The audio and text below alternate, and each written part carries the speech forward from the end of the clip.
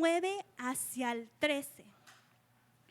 Mateo, versículo 9. Gracias, hermana. Mateo, capítulo 9, versículos 9 hacia el 13. Y cuando lo tienen me indican con un amén muy fuerte, hermanos.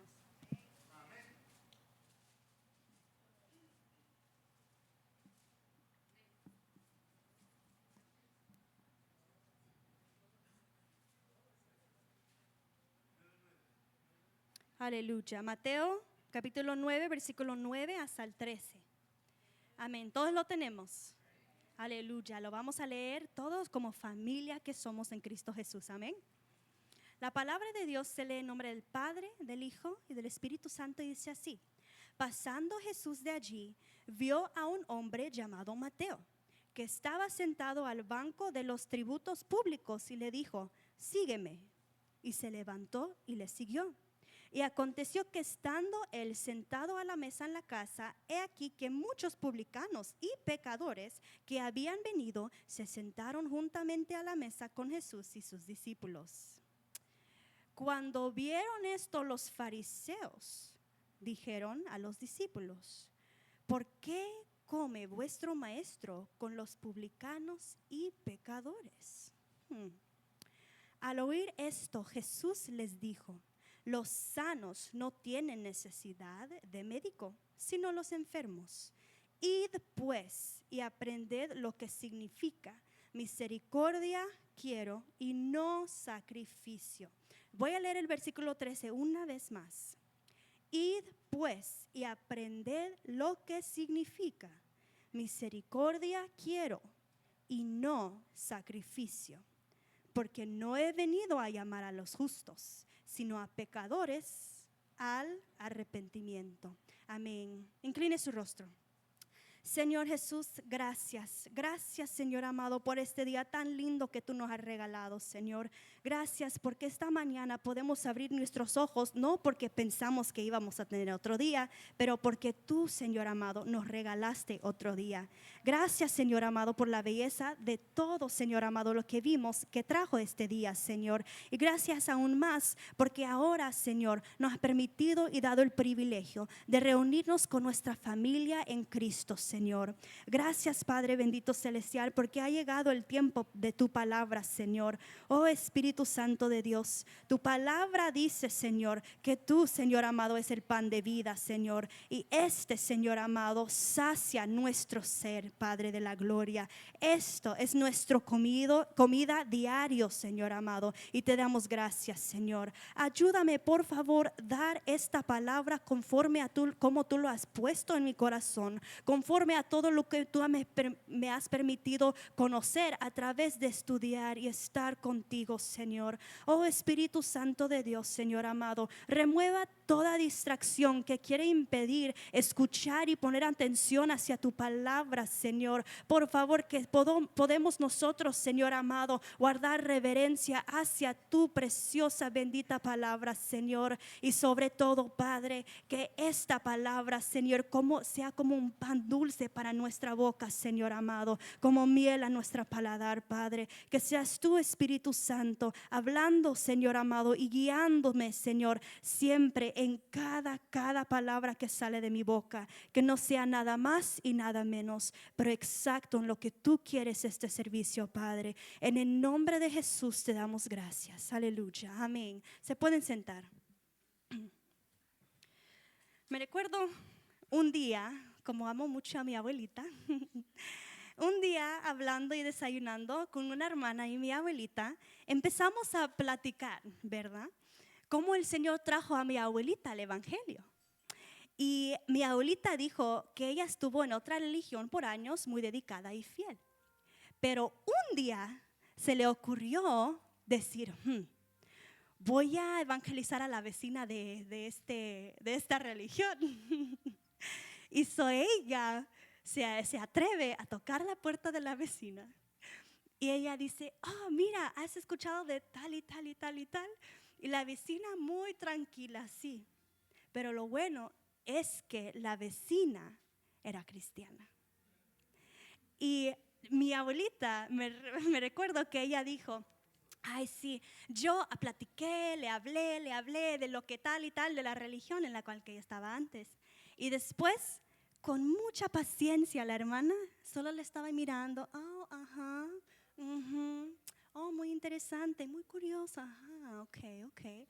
Pero después, cuando era el turno de la hermana, ella dijo, ok. Y después le empezó a platicar del evangelio. Y, y obviamente el evangelio sabemos que Jesús vino aquí en la tierra, murió y sufrió por nosotros en la cruz, por amor a nosotros, que resucitó el tercer día y que solo en Cristo Jesús tenemos perdón de nuestros pecados y que solo en Él hay salvación. Amén. Amén. Pero mientras nosotros estábamos platicando, me recuerdo que mi abuela de repente dice, ay no, esa hermana de verdad, gloria a Dios. Yo creo que solo el Señor la usó en decirme el evangelio, porque ay no, cómo ella discutía. Ay Dios mío, qué carácter. Y yo dije, Señor, ay, cómo es que mi abuelita todavía recuerda que aunque el Señor la usó a traerla al evangelio, tenía un carácter tal vez no tan amorosa, no tan amable, ¿verdad? Y me puse a meditar y yo dije, Señor, ¿cómo es que ella tenía un carácter así tan desagradable ante mi abuelita si ella se hacía conocer como cristiana? ¿Cómo, Señor, es que eso pudiera suceder? Señor, ¿será que solo te honraba con sus labios, pero su corazón estaba lejos de ti? O tal vez, ¿por qué, Señor? No entiendo, no había transformación en su persona. ¿Por qué? ¿Cuál es la razón? Y me puse a meditar y a través de esta palabra en Mateo 9, versículos 9 al 13, muchas veces la gente se identifica como cristiano, pero sus acciones en realidad no han hecho un compromiso con el Señor a dedicar aún su vida para que Él lo transforme. Se hacen religiosos y no realmente devotos hacia Dios. Y en este mensaje vamos a ver el ejemplo de los fariseos y los escribas y la hipocresía que estaba en ellos y por qué la religiosidad hoy en día. Los fariseos y las escribas, hermanos, ¿tenían buena amistad con Jesús? No, ¿verdad? Pues alguna información sobre ellos es los fariseos, una de las 3 sectas judías. Ellos no estaban de acuerdo en combinar la cultura griega con el judaísmo. Ellos también querían hacer accesible la ley para que ellos o los que querían hacer judíos obedientes. Enseñaban la ley de Moisés.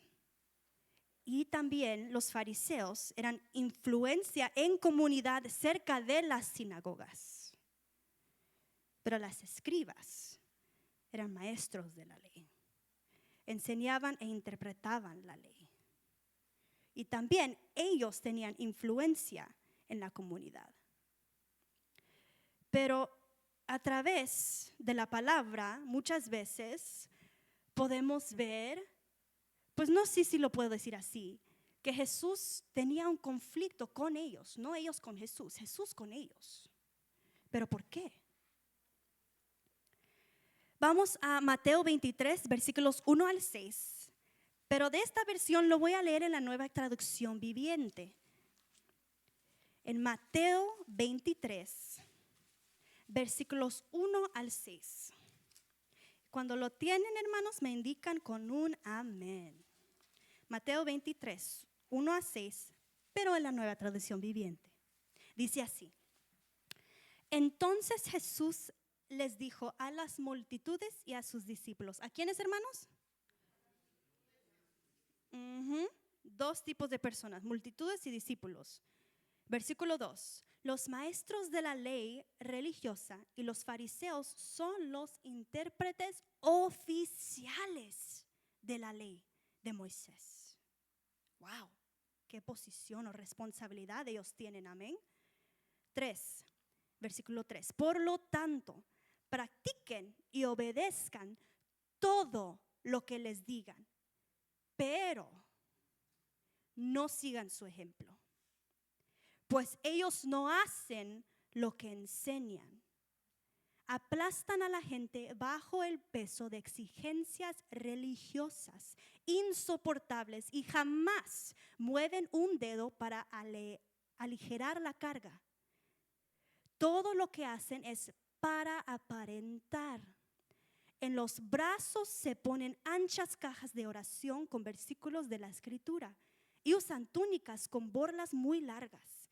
Y les encanta sentarse a la mesa principal en los banquetes y ocupar los asientos de honor en las sinagogas. Aquí podemos ver que los fariseos, por ser intérpretes oficiales de la ley, que no eran cualquier persona, tenían una posición muy alta, si podemos decirlo así. Ellos tenían mucho conocimiento por su posición delante de la gente. Pero voy a hacer una pausa, hermanos. Y esto siempre lo digo con amor, porque si no decimos las cosas con el base de amor, no vale nada. Asegurémonos que los que predican, los que enseñan o los que sirven a Dios en cualquier otra área, hermanos, que nuestra vida, aún en lo secreto, refleja la decisión interna que tomamos para seguir a Cristo. Porque Cristo lo sabe todo y nada se puede esconder de Él. Me encanta porque en Proverbios dice que todos los corazones están delante de Él. O sea, nada se puede esconder.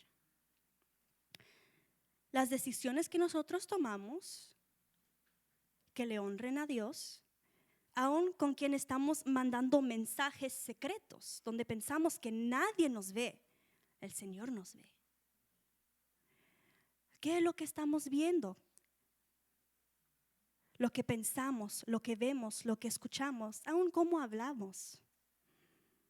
Porque en pensar cómo hablamos, eso me recuerda el comentario de mi abuelita. Ay, pero esa hermana cómo discutía, Dios mío. Ten cuidado, hermanos, en decirle a otros que eres cristiano, porque te están observando y nosotros representamos el nombre de Cristo. No hay que representarlo mal, porque nosotros queremos tal vez ser hipócritas. No tomemos el título cristiano a la ligera. Cerrando la pausa, hermanos. Volviendo en sí a los fariseos y escribas, Jesús dijo a las multitudes y a los discípulos enfrente de la cara de los fariseos y los maestros, no sigan su ejemplo. Jesús les advirtió a la multitud no hacer como ellos. Ay, cómo duele si alguien dice, ay no, pero no seas como él, y están hablando de usted. Eso dolería, ¿verdad? Nadie sabe la vida personal, o nadie sabía la vida personal de los fariseos porque aparentaban todo. O sea, todo lo que ellos aparentaban era mentira. Pero le gustaba el honor. Nadie sabía cómo estaba el corazón de los fariseos por dentro, pero Jesús sí. Y como Jesús sabía el corazón de los fariseos y las escribas, los maestros Él expuso la realidad de quienes estaban delante de Él. Hipócritas, religiosos. Mira lo que dice Mateo 23 en el mismo capítulo, pero ahora en el capítulo 25-28. Y lo voy a leer en la Nueva Traducción Viviente. Y ahora es Jesús hablando directamente a los fariseos. Y uno, si lee esto, puede decir, ay, pero Jesús, eso es palabra dura. Es porque cuando Jesús habla, Él habla directamente. Dice el 25 en la Nueva Traducción Viviente así: ¿qué aflicción les espera, maestros de la ley religiosa y fariseos, hipócritas? Pues se cuidan de limpiar la parte exterior de la taza y del plato, pero ustedes están sucios por dentro, llenos de avaricia y se permiten todo tipo de excesos. Fariseo ciego. Primero lava el interior de la taza y del plato, y entonces el exterior también quedará limpio. 27. ¿Qué aflicción les espera, maestros de la ley religiosa y fariseos, hipócritas? Pues son como tumbas blanqueadas, hermosas por fuera, pero llenas de huesos de muertos y de toda clase de impurezas por dentro. Por fuera parecen personas rectas, pero por dentro el corazón está lleno de hipocresía y desenfreno. Hermanos, Jesús decía un contraste en el versículo 28. Por fuera y por dentro. Por fuera, o sea, el exterior, personas rectas. Pero por dentro, su interior, sucios por dentro. Y la palabra desenfreno es un estado de desorden, comportamiento incontrolado por ignorar leyes establecidas e ignorar la autoridad. Jesús, como nadie sabía la vida de los fariseos y que ellos aparentaban, Jesús trajo a la luz algo que estaba escondido y lo que estaba en los corazones de los fariseos y maestros: avaricia. Me imagino la gente que estaba escuchando, la multitud y los discípulos diciendo: pero si se miran perfectos, pero si hacen todo por fuera, ¿cómo es que los fariseos, las cuales que deben enseñar a nosotros, están sucios por dentro y que tienen avaricia?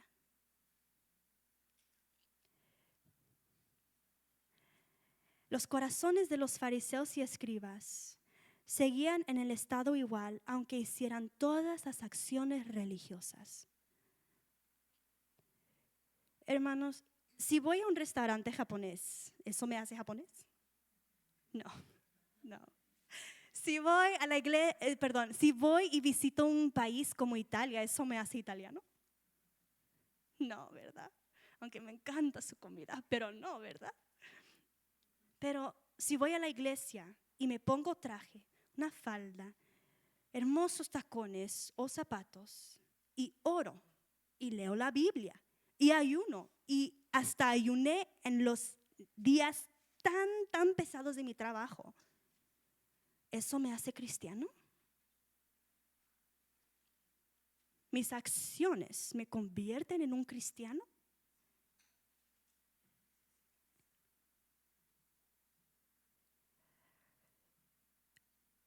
La diferencia de acciones para aparentar y acciones a través de agradecimiento son muy distintas. Si yo creo que yo manejo a la iglesia, que yo oro porque lo necesito hacer, yo leo la Biblia,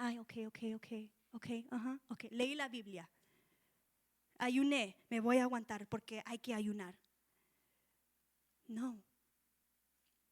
Pero si viene de parte del corazón y dice: quiero leer la palabra porque lo amo, quiero saber más del quien salvó mi vida, quiero orar porque quiero estar constante y escuchar su voz y platicar con Él, voy a ayunar porque es un acto de adoración hacia Él.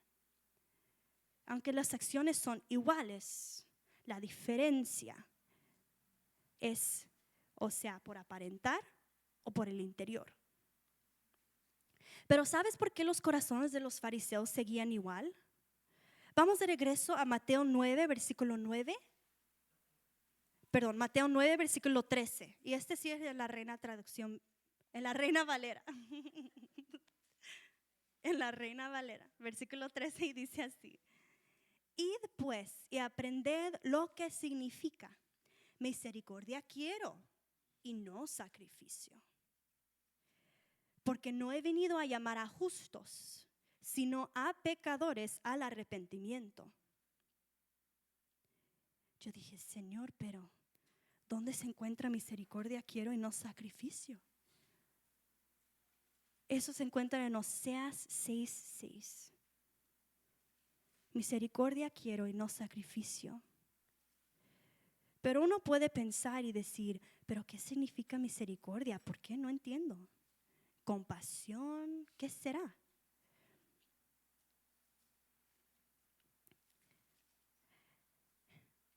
En ese tiempo, en Oseas 6:6, los israelitas seguían sus propios rituales en lugar de obedecer a Dios con corazones sinceros. El Señor deseaba ver la manifestación externa con un compromiso interno. El sacrificio que ellos hacían carecía de sentido, a menos que reflejaba la devoción o la misericordia hacia la lealtad dentro de la persona hacia Dios. ¿Cómo, amados hermanos, es nuestro diario vivir en los días fuera de la iglesia? ¿Somos luz en medio de las tinieblas o somos partícipes de las tinieblas? Y esto puede ser por cualquier edad. Cualquier edad. Porque nosotros llegamos a un tiempo en nuestra vida donde nosotros decidimos cómo accionar, cómo hablar. Porque ya tenemos el nivel de conocimiento o de entendimiento o conscientes de lo que estamos haciendo.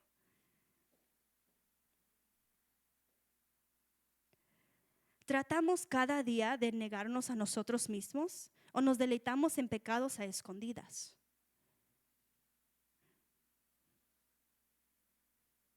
Los fariseos se miraban perfectos, pero solo Jesús sabía la realidad. Como Daniel, en el libro de Daniel, proponemos en nuestro corazón, o sea, internamente, no contaminarnos con este mundo, no seguir costumbres, ídolos, mentalidades de este mundo. Misericordia, o sea, en Oseas 6:6 y lo que el Señor decía en Mateo 9, versículo 13, misericordia, un amor constante, no sacrificio. Él prefería, porque el sacrificio no valía nada.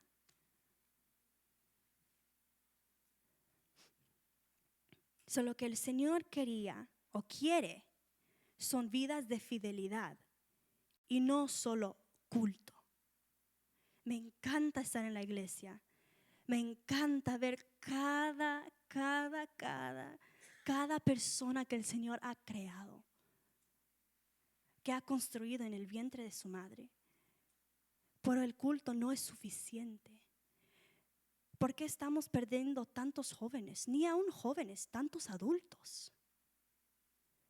Porque el culto no es suficiente. Decimos esto mucho. Si solo como el martes, el jueves y el domingo, ¿voy a salir bien nutrido o mal nutrido? Mal nutrido. El culto no es suficiente. Lo que el Señor desea es devoción, tiempo, búsqueda. Su palabra dice en Jeremías que nosotros debemos jactarnos si le buscamos, si le entendemos. Si hay todas las acciones de ayuno, orar, Biblia, pero no viene de un compromiso interno, no vale nada delante del Señor. Y muchas veces nos equivocamos mucho. El Señor quiere más el corazón que la apariencia. Los fariseos seguían igual porque tenían una apariencia. No había un compromiso con Dios. Y con sus propios labios le adoraban, pero sus corazones estaban lejos de Dios. Imagínese que uno piensa que está cerca de Dios, pero en realidad está muy lejos de Él. Eso de verdad me da tristeza y me da miedo. En solo pensar, ya se forma el agua en mis ojos, pero en solo pensar que estoy lejos de Dios, ay Dios mío, eso me hace pensar. Decir, Señor, ¿cómo estoy delante de ti? Señor, examina mi corazón. Señor, si hay algo oculto en mí, ayúdame. Pero ¿por qué la hipocresía religiosa hoy en día, amados hermanos? Estaba hablando con un hermano en Cristo y estábamos platicando de la palabra, porque qué bueno es platicar y conocer más y, ¿cómo se dice?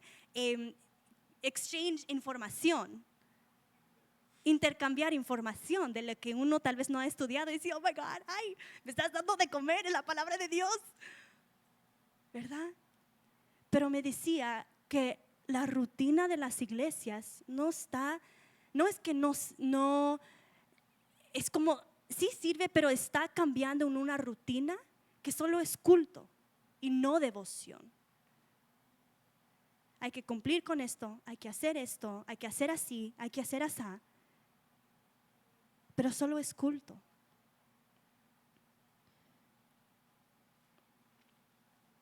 La hipocresía religiosa hoy en día son resultados de obediencia también selectiva. Honran a Dios con sus labios, pero no hay cambio de vida porque no hay un compromiso, o sea, cambio en el corazón, y no permiten que Dios obra en sus vidas por obediencia selectiva. Un ejemplo. Si alguien ¿cómo se dice? Si el Espíritu Santo dice, hay que perdonarlo, yo no quiero. Obediencia selectiva. El perdonar sí es difícil, hermanos, porque un puño al corazón duele. No literalmente, pero al alma. Duele. Y la palabra de Dios dice que si nosotros no perdonamos, Él nos va a perdonar. Y nosotros que cometemos ofensas, pecados delante de Dios, y aún Él tiene suficiente amor para perdonar a nosotros mismos, y queremos ser selectiva en nuestra obediencia. Selectiva. Hay que soltar cosas que el Espíritu Santo pone en nuestros corazones para poder sanar lo podrido en nuestro corazón. O sea, si uno tiene una llaga y no cuida de él, ¿qué pasa? Se empeora.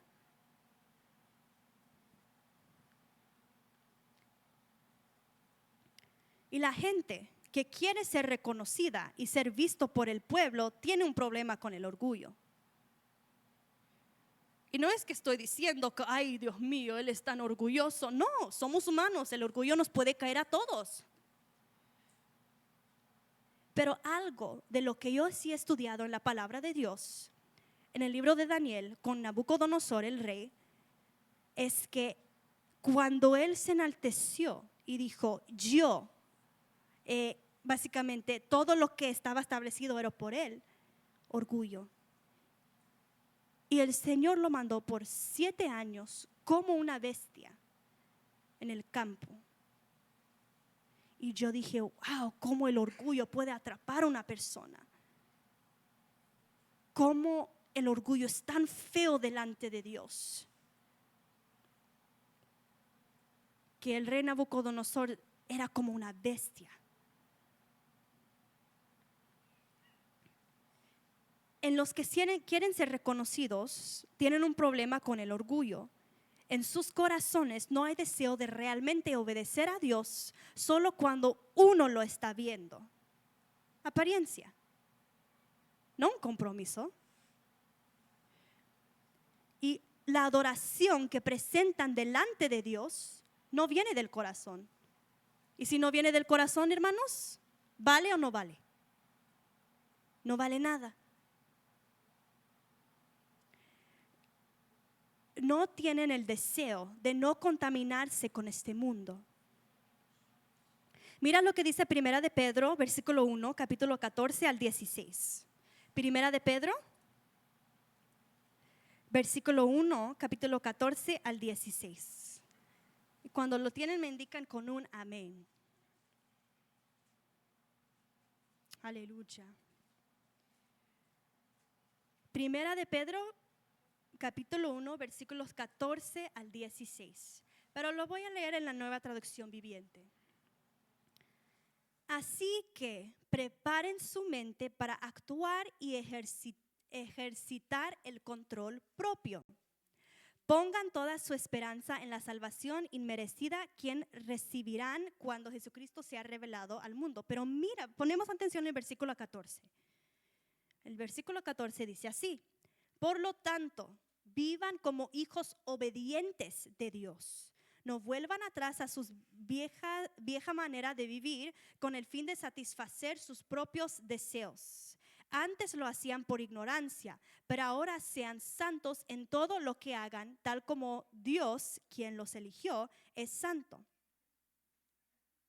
Versículo 16. Pues las Escrituras dicen: sean santos porque yo soy santo. El versículo 13, hay que actuar y ejercitar el control propio. Pero si uno ha decidido ser un compromiso con el Señor y no solo acción, una decisión es un compromiso. Y vivir como hijos obedientes, no perfectos, porque nadie es perfecto, pero una decisión en tratar de vivir agradable a Dios con la ayuda del Espíritu Santo. Santos en todo lo que hagamos, estar conscientes en lo que hacemos o participemos, porque antes andábamos en ignorancia, pero ahora hay que estar conscientes.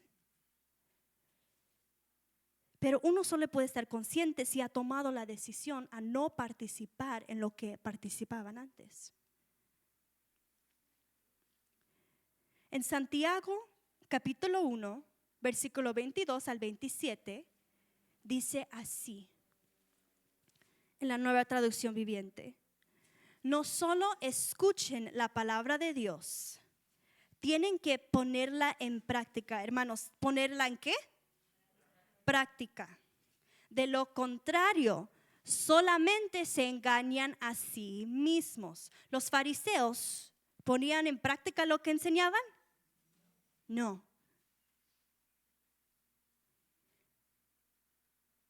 (23) Pues si escuchas la palabra, pero no la obedeces, sería como ver tu cara en un espejo.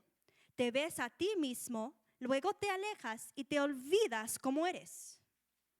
Uno puede decir, pero si apenas se miró, ¿cómo es que se va a olvidar?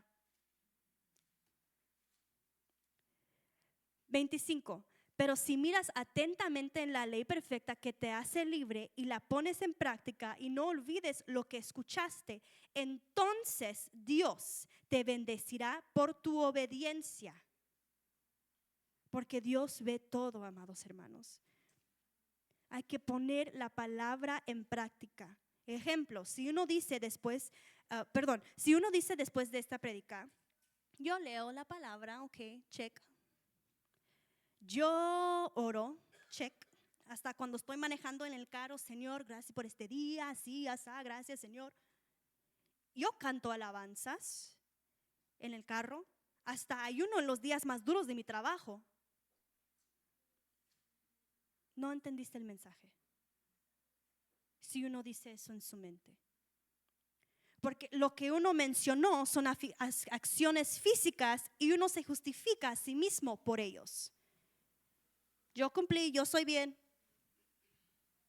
Yo oré, soy cristiana. Yo leí la palabra en la mañana, hasta saqué 5 minutos cuando ya no había tiempo porque se me hizo tarde, pero lo hice. Soy cristiana. No, no es así.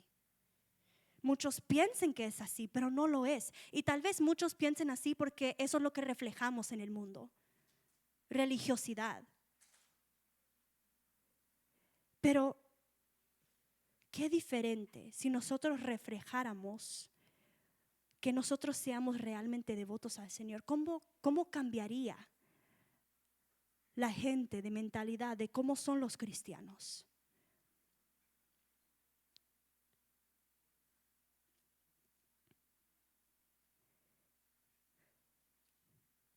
Cuando uno pone la palabra en práctica, o sea, el diario vivir, en las horas que no estamos en la iglesia, en las horas donde no hay, donde nos llaman para orar a las 6 de la mañana, en las horas donde no hay, o aún en los días en la campaña, las horas fuera de todo eso, si realmente pusiéramos la palabra de Dios en práctica en nuestras vidas,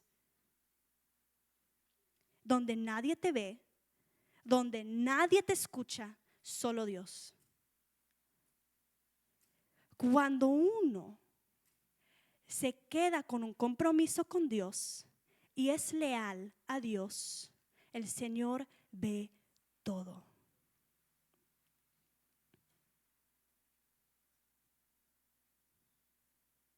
Y cuando hacemos un compromiso con Dios y caminamos conforme a su voluntad, el Espíritu Santo nos cambia por dentro. Un ejemplo de tener un compromiso con Dios y decidir obedecerlo. Tal vez uno tiene un pensamiento que no honra a Dios, un mal pensamiento. Ay, ¿cómo la quiero ahorcar? Nos enojamos. Pero como uno quiere ser leal a Dios, dice, Señor, tu palabra dice hay que amar unos a otros, aún nuestros enemigos. Esa es la diferencia. Una persona religiosa dice, ay, Dios mío, lo quiero ahorcar, por favor, mándala al cielo ahorita porque, uy.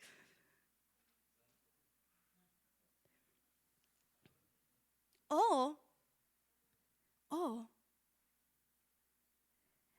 si uno tiene pensamientos en la cual que uno tiene por tentación, por sus concupiscencias, pero quiere ser leal a Dios, dices, Señor, todo lo verdadero, todo lo justo, todo lo puro, todo lo amable, todo lo que es de buen nombre, si hay virtud alguna, si algo digno de alabanza, en esto pensad.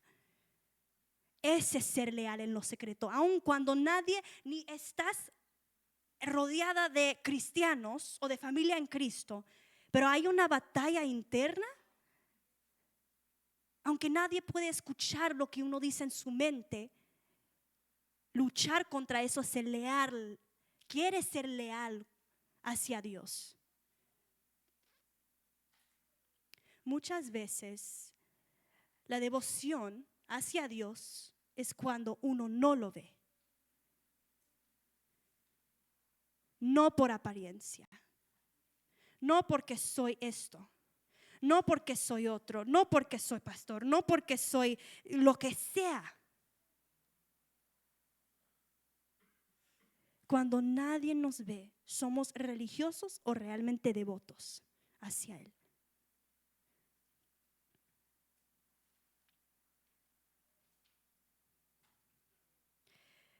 Poner la palabra de Dios es una decisión. Ya me escucho como un radio quebrado. Una decisión, un compromiso. Un cambio interno, exterior, interior. Pero es así. ¿Por qué es que el Señor nos trajo este mensaje? Porque Él ve lo que nosotros no vemos de los hermanos. Y me incluyo en eso. El Señor sabe lo que nosotros hacemos en el secreto, pero no nuestros hermanos. Pero hay que tener cuidado también porque como Jesús trajo a luz la avaricia en los corazones de los fariseos ante las multitudes y discípulos, también el Señor puede traer a luz lo que está en el secreto de la vida de un hermano. Hay que tener cuidado. Me imagino que Dios estaba enojado. Enojado tal vez. Señor, si me pueden imaginar. Enojado. Tal vez Él, con lo que nos enseñó en Mateo 23, no quiero hipócritas. Quiero personas que sean fiel hacia mí, que piensen en mí, que tratan de ser leal hacia mí. No se trata de posición de iglesia. No se trataba de posición de fariseo o maestro, intérprete oficial de la ley. Y peor, porque ellos estaban en una posición responsable para enseñar a la gente cómo ser devotos hacia Dios. Pero qué triste que el Señor tuvo que reprender y exhortar a los fariseos y maestros. Porque delante de Dios tenían una responsabilidad tan grande. Si uno de niño aprende mal de un adulto, ¿cómo es que va a seguir enseñando a las generaciones que vienen? La alabanza dijo, soy esa generación. Soy esa generación. Pero una generación de religiosidad o de realmente devotos.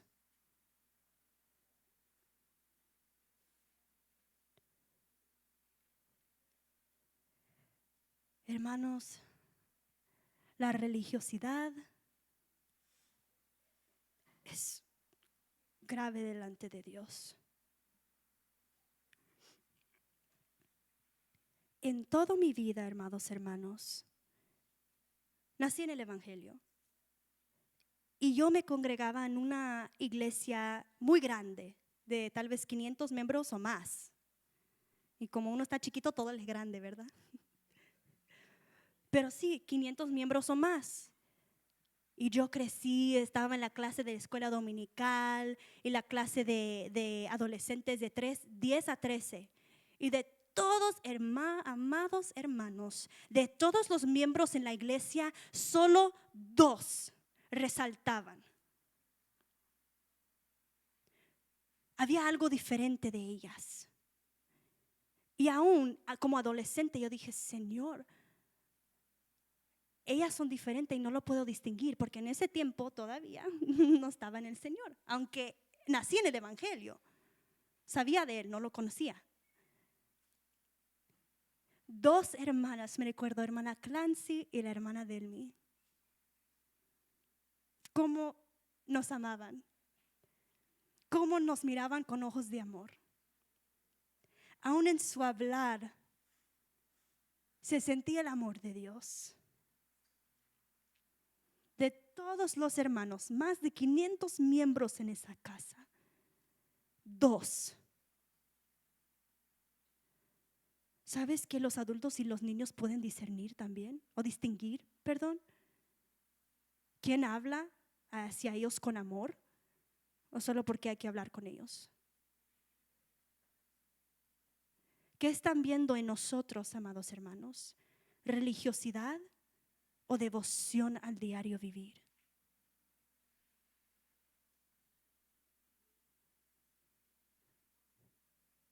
Porque nosotros somos la generación, ya somos la generación. But what do you guys see? Do you see religiousness or do you see actual devotion? ¿Qué ven los niños? ¿Qué ven los jóvenes? ¿Religiosidad o devoción? En la casa, oración en la casa porque hay amor hacia Dios. La palabra hay que leerla, la palabra en la casa. La escuela dominical no es suficiente para sostener a estos chiquitos, pues ya no son chiquitos. Ya no es suficiente, amados hermanos. En la librería donde yo trabajo con los niños, escuché y un niño entró con su amiga y dijo, ay, quiero return, quiero regresar este libro. Y el staff, the librarian, ella dijo, ¿por qué? Y el niño dijo, ay, es porque en este libro se estaban besando los niños. Yo me puse. Yo dije, wow. La escuela dominical no es suficiente, amados hermanos. Pero ¿están aprendiendo religiosidad o devoción real? ¿Qué somos nosotros? ¿Religiosos o devotos hacia Dios? Los fariseos aparentaban.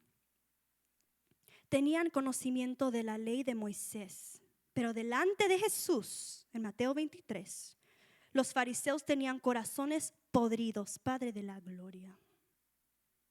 Corazones podridos. Imaginémonos si podemos ver todo lo espiritual. ¿Cómo sería mi corazón delante de ustedes? ¿Cómo serían vuestros corazones? No solo delante de cada uno de nosotros que estamos aquí, pero cómo es delante de Dios. Eso es lo que importa. No importa si esta persona me ve, esta persona me ve, como Dios me ve. Pero sus corazones estaban podridos. Eran hipócritas, ciegos y menospreciaban a quienes no parecían como ellos. ¿Cómo estamos delante de Dios? ¿Cómo, amados hermanos, realmente estamos delante de Dios? Y yo sí, esta palabra, ay Dios mío, religiosos o realmente devotos. Pero como el Señor nos ama tanto, tanto, tanto y ve todo, nos habla.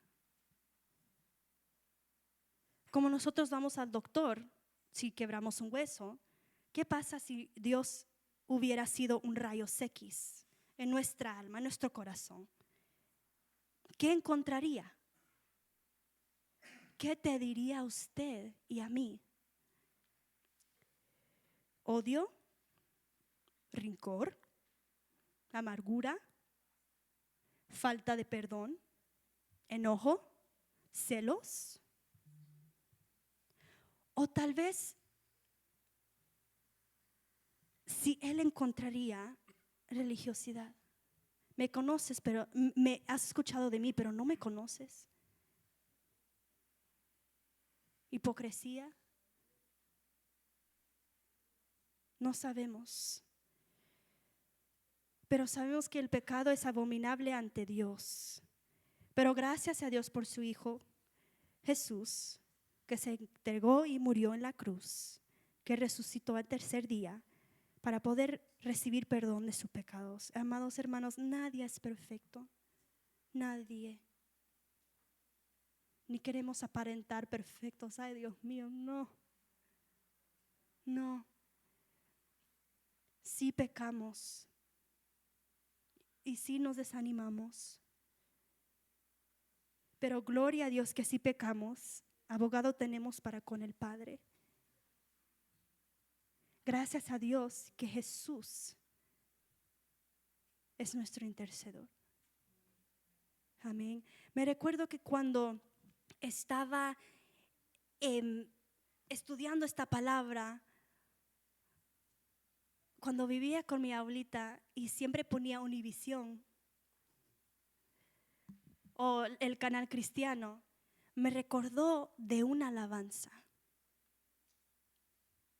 Una alabanza que decía así, decía, delante de ti estoy, Dios de mi salvación, examíname.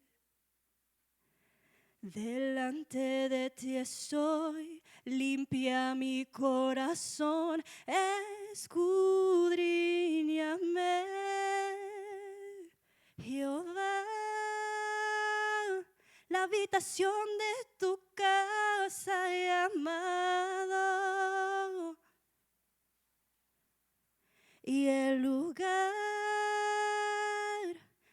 la morada de tu gloria. Pero me encantan esas palabras. Delante de ti estoy, Dios de mi salvación, examíname. Delante de ti estoy. Limpia, limpia, limpia mi corazón. Escudriñame, Señor, porque nada está oculto delante de ti. Se pueden poner de pie.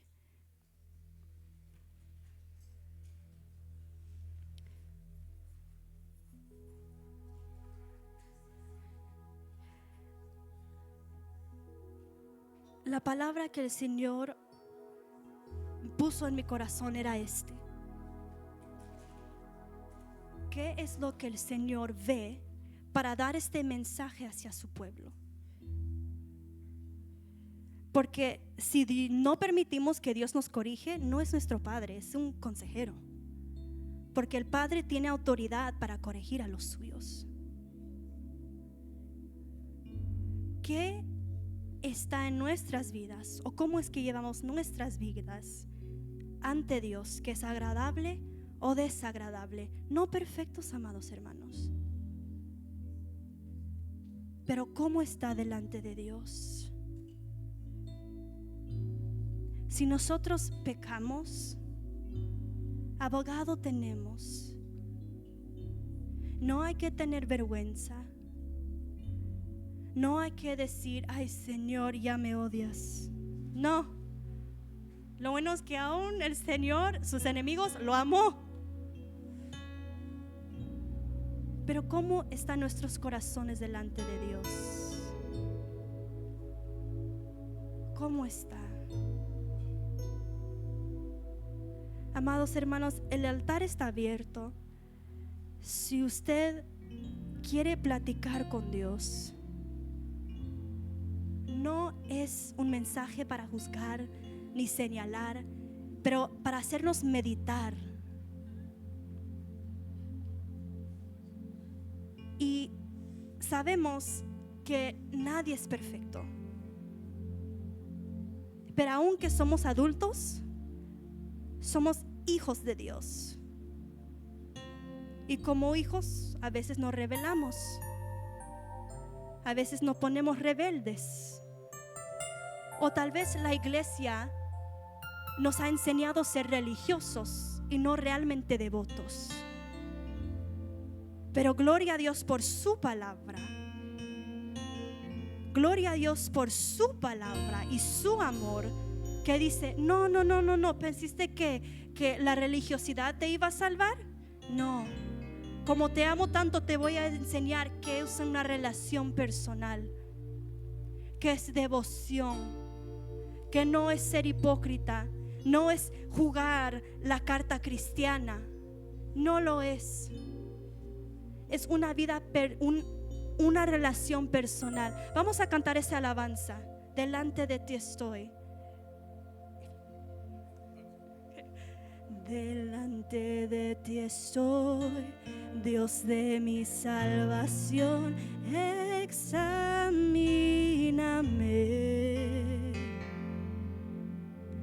Delante de ti estoy, limpia mi corazón, examíname. Vamos a cantar delante otra vez.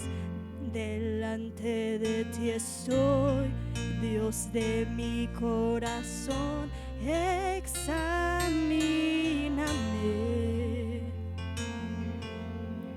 Delante de ti estoy, limpia mi corazón, escudriñame. Una vez más, pero como oración delante de Dios, no solo para cantar, pero para decirlo y pedir, Señor, estoy delante de ti. Tú eres el Dios de mi salvación. Examíname porque tú eres el doctor de doctores. Estoy delante de ti, mi Rey. Limpia mi corazón, como tu palabra tiene la medicina para expulsar, para sacar, para sanar, para sacar de raíz todo lo que no te agrada de lo que está en mi corazón. Escudriñame, amado Dios. Delante de ti estoy, Dios de mi salvación, examíname.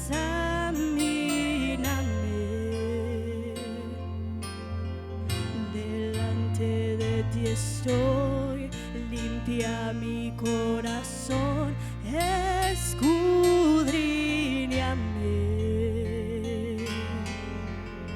Delante de ti estoy, Dios de mi salvación, examíname.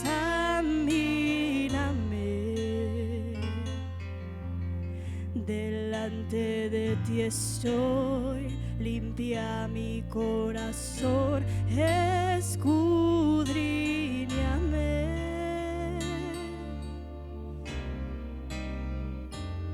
Sea en el altar o sea en nuestro cuarto, podemos venir ante Dios y pedirle perdón. A veces no me acerco al altar, no porque no quiero, pero porque quiero tener una conversación con Dios en privado, donde quiero hablar en alta voz, pero yo no quiero que nadie me escuche, porque es una conversación privado. Y a mí no me gusta forzar a nadie también. Pero amados hermanos, seamos realmente devotos hacia Dios. Vamos a dejar un tiempo en donde meditemos.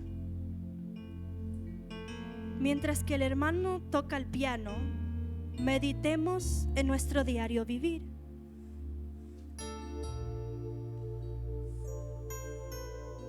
¿Cómo es que está mi vida delante de Dios? Solo meditar. No hay que gritar, no hay que llorar, no, meditar.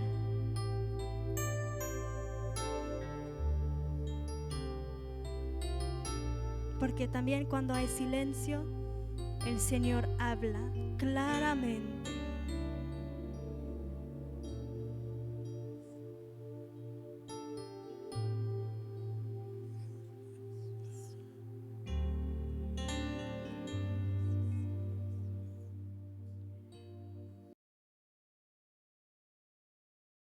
Gracias, Señor amado, por este tiempo.